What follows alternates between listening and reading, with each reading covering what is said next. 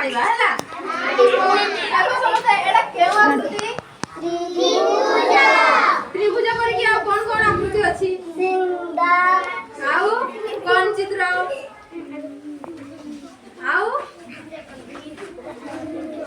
हो तापर आमे चित्र एटा कोन चित्र वर्ग चित्र पर कोन कोन अछि झरका आउ लुडु गटी बाक्स आगे दीदी एटा केउ चित्र वृत्त चित्र वृत्त कोन कोन गोल कोन कोन तरभुज आउ कमला लेंबू बोइतालू एटा सब वृत्त चित्र के देखा जांदी हैला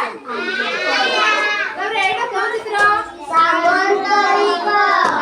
चित्र एटा कोन चित्र आयत चित्र दुटा ना कोना कपाट क्षेत्र बक्स टेबुल झरका इत्यादि हैला एटा कोन चित्र ट्रापेजियम एटा कोन चित्र